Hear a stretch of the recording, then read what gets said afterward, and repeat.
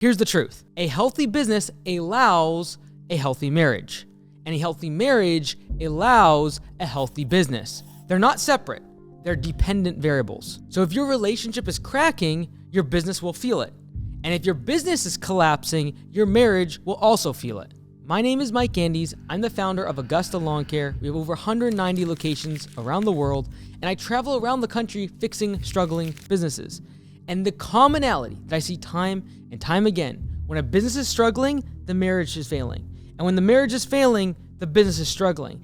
And so these are important factors if you want to grow a business or have a great relationship. And I truly do believe that this is a problem that can be solved, and if done correctly, can create something that is unmatched and unparalleled when it comes to the union between you and your spouse. Last week, I met with a husband and wife that were running a business where just a few months prior, he had tried to take his life. I tried to take my life because it was pretty dark and pretty bleak. How did we get to that place? It was affecting the morale.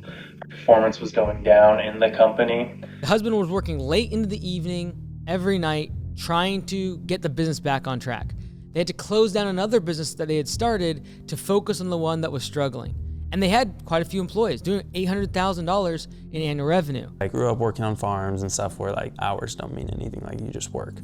There'd be times where she's like, why are you out until 1 o'clock? Do you not want to be with your family? And I'm like, well, I want to be with my family. That's like why I'm staying out till 1 o'clock finishing these jobs and stuff. Now, the wife was in charge of admin. While the husband was out in the field doing operations, she was answering the phone.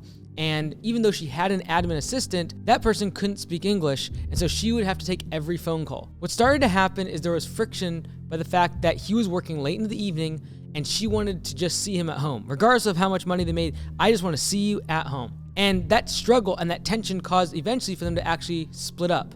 And they didn't divorce, but they did start living apart from each other. I think the goal is to get me out of the business. Just from like a marriage standpoint, that it would probably be best for us to not be working together anymore. She was feeling neglected, and he was buried underneath the weight of trying to provide for the family, both financially and emotionally for her at home. Now, their therapist had told the husband that, hey, you got to determine and agree on a certain time that you're going to get off every single evening and get home. And although that makes sense logically, it was just very difficult when the business is struggling and not making money.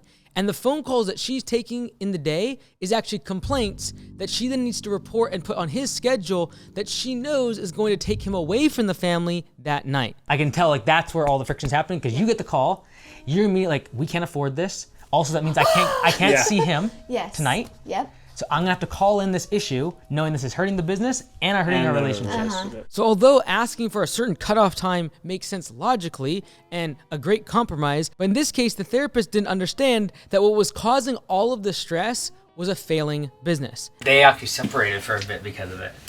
So when that happens, that's when you're like, okay, this is like, we need to deal with this as like number one problem. And then the fact that like she hears all the problems and then basically has to put that on his plate, which then causes her pain because she didn't get to see him, and then also causes the business to lose money. It's like a wham, wham, wham, like just like beating her up. And then his pressure of like trying to provide is brutal. So knowing that he's not like meeting her needs at the same time is brutal. So I thought it was good.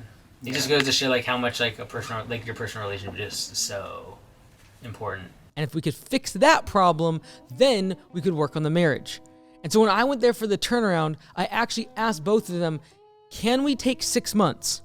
And you still answer phones, because she didn't want to answer the phone anymore. She didn't want to be an admin. She wanted to step away from the business to preserve their relationship. And I said, can you just hang in there for 6 months? We're gonna create, it's gonna say 6 weeks, but it's really 6 months. All right. Okay. I need you an admin for 6 months. Okay.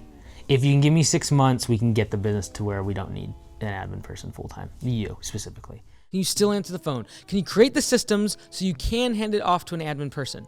And I asked him, are you able to keep working late into the evening for 6 months? I got to get agreement from both of you that together we're going to keep doing this for 6 more months, but create systems so that down the road we can delegate. 6 months is gonna be you handing off team meetings, one-on-ones, hiring, everything. Create profitability in the business so that we actually have some margin and it's not so tight. Now, I've been married for less than 1 year, so I am definitely not a marriage expert. But after filming over 100 turnaround episodes and working with thousands of entrepreneurs, I can tell you, marriage stress is one of the top reasons businesses stall or shut down completely. I believe that entrepreneurship and marriage is a team sport.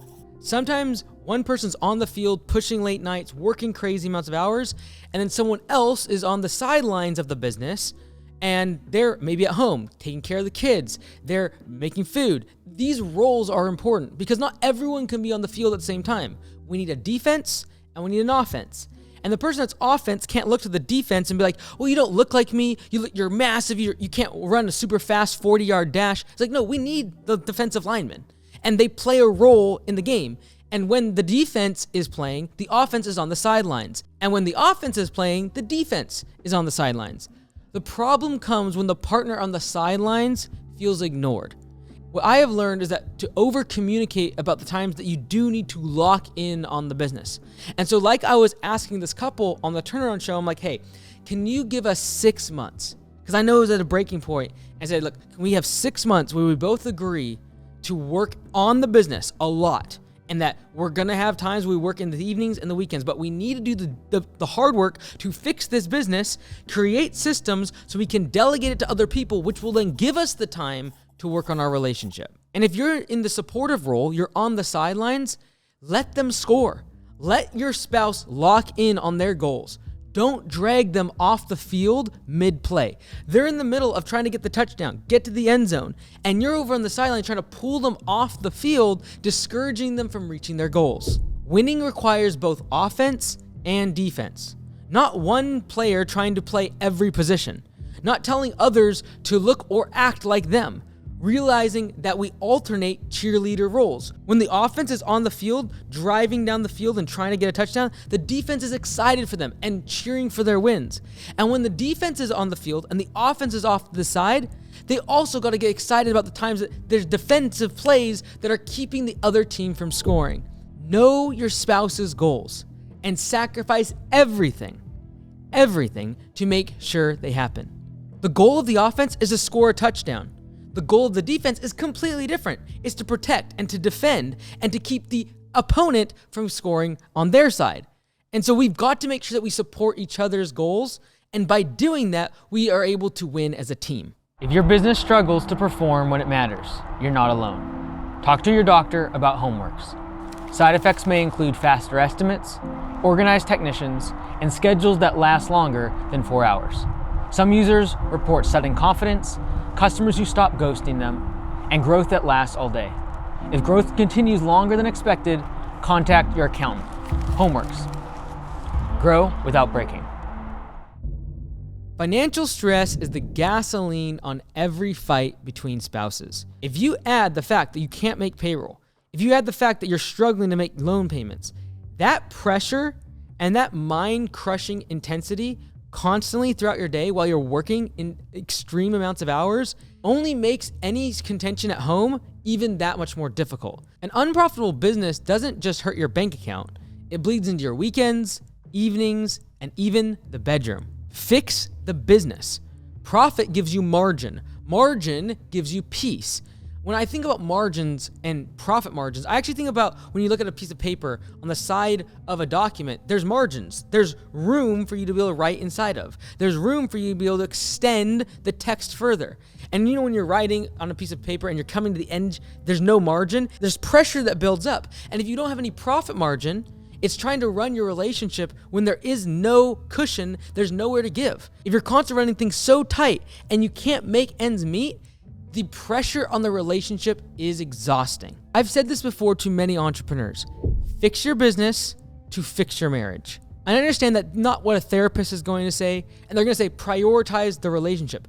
I agree. But many times you can't even focus on the relationship and your feelings and your emotions and keeping those things in check when all day long you have cortisol pumping through your veins because you're not sure if you're going to be able to put food on the table. I full-heartedly agree that therapy can help, but nothing will reduce stress like a profitable business that has money in the bank. Because now you can delegate. If you have profit and you have systems and you have a business that you can go hire great people, you can delegate, not just at work, but at home. Chores, groceries, food prep, babysitting, cleaning, the laundry. All of those things can be done with $2,000, $3,000 a month. And you get that margin, that money, by making a profitable business. That's time you buy back and spend with each other, not just on the business. This aligns the goals of more time on the business and more time together. A profitable business buys date nights, more quality time. There is nothing more sexy than going to battle together.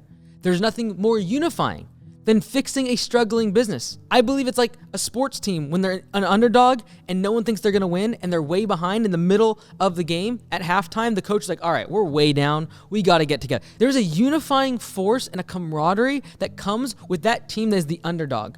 And if your business is struggling and you're having a struggle with your partner right now, with your spouse, getting on the same page and having that underdog mentality where you both go to war together is extremely unifying, and it can absolutely bring you together if you fix the business first. I found that many times conflict isn't about how many hours someone's working, it's about expectations being missed and just lacking communication around what is expected of both roles, offense and defense, who's on the sideline, who's cheering, who's on the field.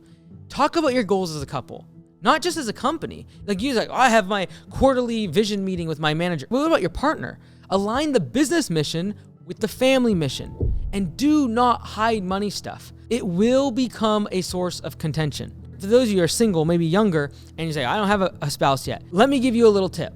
Get aligned on sex, money, religion, and politics before you get married to someone. By the way, those are the 4 taboo subjects everyone will tell you not to talk about. Those 4 topics are the reason most people get divorced. So why not have clear expectation and clear communication about what both of you think about those 4 topics before committing to a relationship? If you're working towards your business goal, it might require compromise with your spouse to be able to make sure we all stay aligned. I might compromise the time that I get off of work, or the time on the weekends, or the time I don't look at my phone in order to be able to ensure that my partner's goals feels met. At the same time, I'm able to chase my goals. Before I got married to Brianna, we talked to a lot of couples and just asked for general marriage advice. And Josh from the team here said one thing that kind of stood out to me. He said, give them the benefit of the doubt for the little things. The little slide remark, the little look at you that you kind of could take wrong. Just give them grace. Give them the benefit of the doubt that they're not trying to tear you down and that you are on the same team. Many times I see the struggle over time. And so clarity in the calendar prevents chaos in the marriage. And I'll be honest, some owners treat customers better than their spouse. They're more responsive to clients' emails than to text messages from their partner at home. I'll be honest, guys, you can be a savage at work and in business and still write love notes. And if that's what your partner's looking for, you gotta know what their goals and what really is the thing that they want, and then ensure that you reaching your goals is not in direct opposition of that. If you think about from more of a business perspective, think of your spouse like the general manager or like your top executive. The only difference is you can't fire them, they don't get paid to do all the things for you that they do, and they own half of everything that you have. Because that's how it is with marriage law. And so over deliver.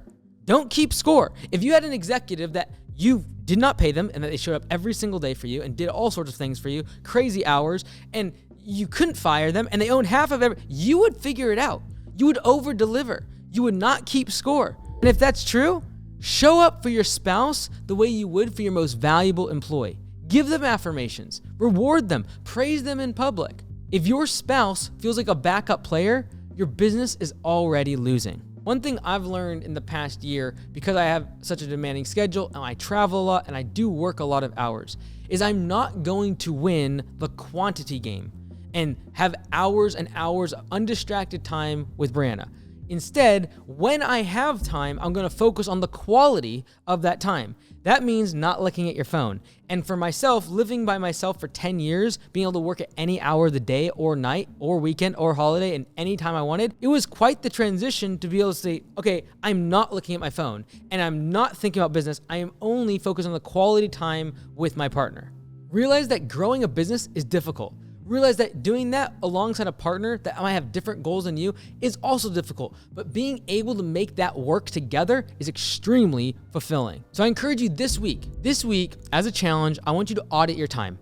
Ask your spouse where they feel sidelined. This will be a give and take, and grace will be needed, because I need grace when I gotta work on a project and I'm not sleeping very much and I'm working late at night on my laptop in bed. But I also need to give grace when my partner needs me at times when they're going through struggles and they need more quality time. Because a strong marriage fuels a strong business. And a strong business creates the space for a strong marriage. And because of that, that's why I focus on making more money for businesses. This is why I'm so passionate about helping small businesses, because I know if the business is profitable, it allows the room, the margin, the ability for the relationship to be healthy. The real reason entrepreneurs get divorced isn't money, it's misalignment. And that's something you can fix together.